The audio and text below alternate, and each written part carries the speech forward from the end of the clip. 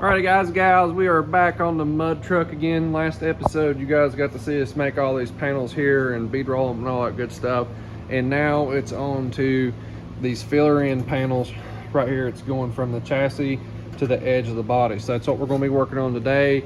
We've got to get these panels fitted in here and all that good stuff, so y'all stand back. Hope y'all enjoy. I'm going to show some tips and tricks on fitting these panels in, because you got to take your time with these.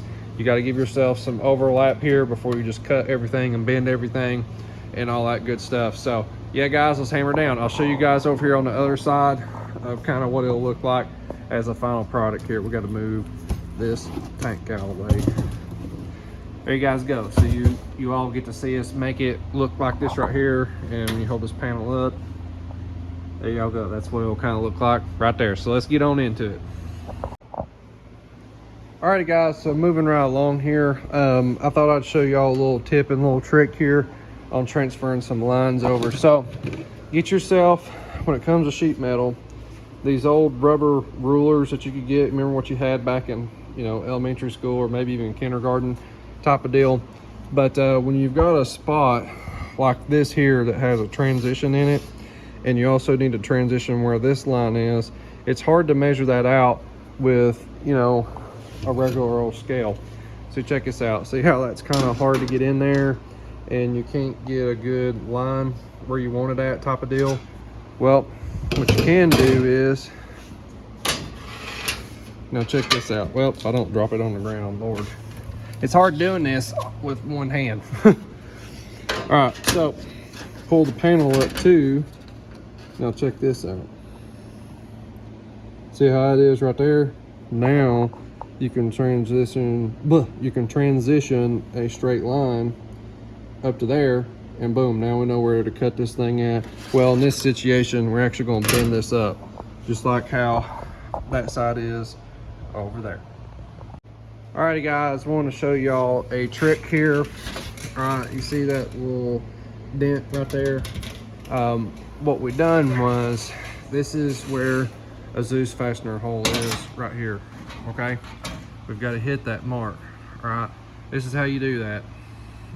This is just a center point that you stab up in where your Zeus is going to be. Okay, you put your panel up there and you whack it with a rubber hammer like this right here. Whack. And once you do that, it transfers this little spot right there, and now you can drill it and the panel will fit exact. So let's drill this out real quick and then get this bad boy to fit.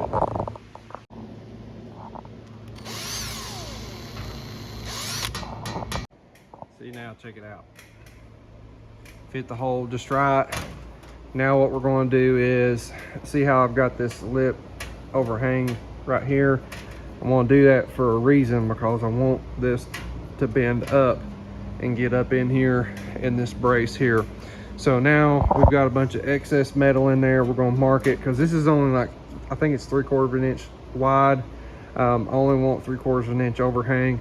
We'll snap off or cut off the excess all the way down through there, and then we'll start to bend it up, and I'll show you how I'm going to do that too. So let's get after it.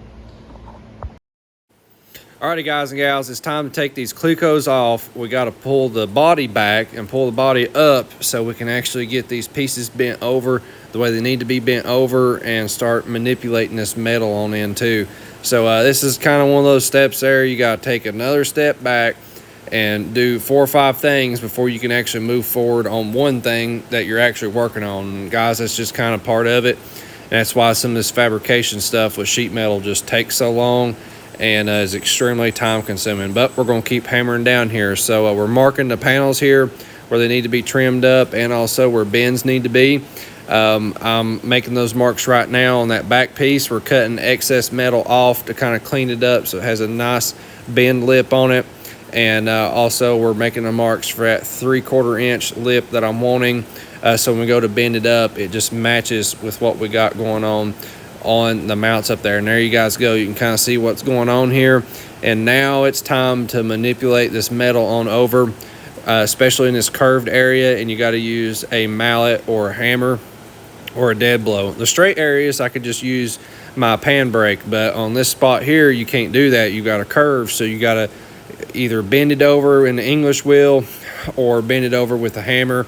And I chose the hammer on this particular spot, and it's actually turning out pretty well there. I had to actually use a metal hammer instead of my rubber mallet. I prefer using the rubber one because it doesn't mar up the metal as bad, but in this situation it was just part of it. So we had to hammer down here and get it done. Jesse, man, you're the cameraman today, man. Yeah, always, man. Voice is gone, but I'm here. There you are, you're here. All right, guys, so I got old Jesse's help today. Definitely a big shout out to old Jesse. So we're working on the old mud truck again today, and you guys just saw us. Basically, we've got ourselves like a metal forming project right here. This crazy bend that we had to do right here to get this to work. You guys saw some time lapse there of working on that, and we got this lip turned up, and I think it turned out pretty good. Jesse, kind of come in here and show these guys what we got to work with there. Curvage, man. Yep, all right, now come down here from the bottom side and see some of it. Heck yes, so there y'all go. So that was kind of a complex little piece. And so as a tip and a trick here, when you're wanting to move this metal, right, it was flat to start out with, and then we bend it up, all right? Try to use a rubber mallet or a dead blow mallet. That's a mallet that's got sand in it, and that'll keep from mangling up the metal too bad. But what I found out was when I got in here in this area here, it actually took a metal hammer that had a little bit more oomph to it to actually start manipulating that material. And once it started moving and actually got it bent up so far, I could go back with this mallet and really just fine tune it and get it all knocked in there. You always want to take your time with it. Don't try to just knock the living heck out of it. Move a little bit of metal at a time and keep moving down your piece of material there, and you can get it all bent up. So anyways there, that was a little bit of complex piece, but we got it, guys. Alrighty guys, so we're at the back of the truck now, and I just want to show y'all how all this is kind of starting to come out back here. This panel here will actually end up being behind this to keep it hid, and so you don't kind of see this ugly looking folded over piece here. I just wanted to show you how this is kind of going to end up back here at the back. We'll end up putting in a fill-in piece right in here to keep all this blocked off, so when the tires are moving, it's not just sending mud and dirt and sand on up in there into the driver's area. But anyways guys, it's now time to we can take these clamps off. We're going to peel this body back over this edge here. We got to drill our holes back out so we can get everything kind of clecoed back together here on this panel here. And guys, it's coming right along here. Jesse, it's taking shape, man. Oh yeah, she's starting to look like a real hot rod, man. Starting to look like a hot rod. Out of all the mud trucks you all built, this one right here is my favorite one. Yeah, I'm really excited about this one. I think this is going to be. I really hope we sell more of these. It's a slick truck. I mean, it's a nice truck. We can get more of these bodies. Well, what I like about it, it's so simpleized. Yeah. It's simple. You getting a job done. That's what I like. And it's got a good looking shape to it. Yeah, it looks wicked as all get out, especially when them big old grabbers are on the back of it. It's some big boys. All right, guys. So let's peel this body back over here and get it moving on. Yeah, man. Jesse, man, we got the ladder out, and we've got the car on a lift. Don't make no sense, man. There's sometimes just what you gotta do. Exactly, dude. My gosh. All right, guys. What we're doing right now is we've got to get the body bolted back on and stuff before we can get back down to that spot there. This is one I wanted to show this so you guys could just see some of the multiple steps that's involved of just putting a couple of panels in. Sometimes you gotta take a whole body off. Yeah, man. It's take one step forward and 5 back. Yeah. To make that next step happen. Jesse, man, I got a joke for you. Lay it on me, man. I'm all for a joke, dude. It's joke time. Did you hear what they had to say about the famous pickle? Let's see here. Let me think on it. I ain't getting it. What is it, man? He was a big deal. Yeah, man, that reminds me. I shouldn't say this, but a lot of people around this area where we live, my nickname's Pickle. What a coincidence. And I better not hear a reason in the comments because I'm not putting it out there. Oh my gosh. Man, the comments are going to get sideways now. I'm not saying nothing. Not saying nothing. Jesse, I've heard your nicknames as Little Big Block. My grandma used to call you that. And then I've heard you call, somebody called you Tater, didn't they? Or something like My that? nicknames is, well, now that one I learned, I didn't even know your grandmother called me that, but. It's because your dad used to say Big Block all the time. Okay, that'll work then. And then y'all look so much alike. She was like, "Is that Little Big Block out there?" She didn't know what your name was. I was like, "Yeah, it's Little Big Block out there." It's been that, Little Bear, Yeah. and Big Country, and Tater, Big Spud. Big Spud. Big Spud. And Tater Salad. Now I can tell you on that one. I used to work in a corn maze when I was young, a haunted corn maze, and it'd be in the middle of the night. You could hear people coming where I was hiding. To jump out and scare them. I could hear them coming my way, and I was like, "Anybody tried their tater salad?" And then everybody down at the corn maze called me Tater Salad the whole time I was down there. Just stuck with you. Yeah, pretty much.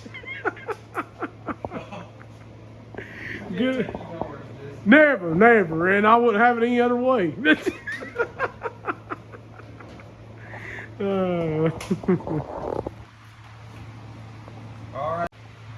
Alrighty guys, we got Jesse back on the camera again. Check this out here. Alright, all we're doing is we're drilling these holes back out so we get the clecos back in, hold everything up for us.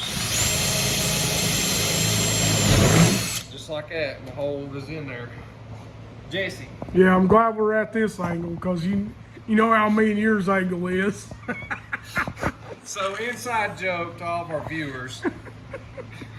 I know a lot of times y'all probably get tired of seeing my butt or Jesse's butt. Please understand and stick with us, okay? If you don't have another person with you to hold the camera, your only other option is literally the tripod, okay? 9 times out of 10, either me or Jesse, all you see is hind end. It's the whole time. And it's all we can do to hide the crack. Okay? So please understand, episodes like this, when it's either me or Jesse and one of us has got the camera, we can show some cool shots and views and stuff. To the new viewers, take this as a blessing because that's our other angle, baby. You got 2 options. Real cool angles, all up in there. Or butt.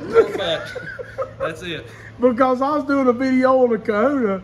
He was a good come down there that day. I said, well, I'll do some video for you. Ain't no big deal. Yeah. I set the dang camera on that trailer and behind me. It was all nasty looking gray pants and a hiney and the whole dang time. The whole time. None of that video was hardly used. No. And I appreciate that. And I'm sure the people watching this is appreciating that. So we've learned you have to have a camera guy with you all the time. And yeah. That's hard. It is, especially when we're all working and everything else besides doing this. So there's sometimes I can't do it. No. But most of the time we try our best. Either I'm filming or Jesse's filming and one of us is working to show what's going on so you don't see but and I wish we could play it off like a lot of these YouTubers, like them gosh. women, man, they get like 50,000 likes. It's like, why can't I go in the gym 3 days a week, put in the work, I can't get 1 like on my hind end. It's just us dudes, man. I don't care. He put a large amount of makeup on us. We're still ugly. We ain't got the figure for it. No, we don't, man. We ain't got the figure.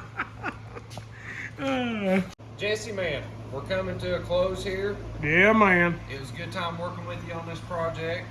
Always. We had some good jokes back and forth.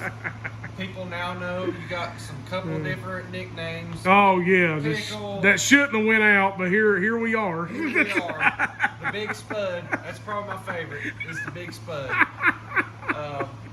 Yeah, man. Anyways, guys, this is gonna wrap it up for this episode. Like, share, subscribe. All subscribes helps us out a ton. Oh yeah, 100%. We're definitely trying to make 10,000 subs this year. I think we can do it, so we need y'all's help to make it happen. But yeah, man, hope y'all are enjoying this build. This customer build is doing really well, and thank y'all so much for following along. Be sure and go watch the rest of our episodes on this thing, and all of our episodes on mine, Jesse's Junk, man. Yeah, anything. Just watch it. Just watch it. Comment down below. Go on a binge, like an all-day binge. That's right. We need all we can get. Anyways, thank y'all so much. Appreciate you. See y'all in the next one.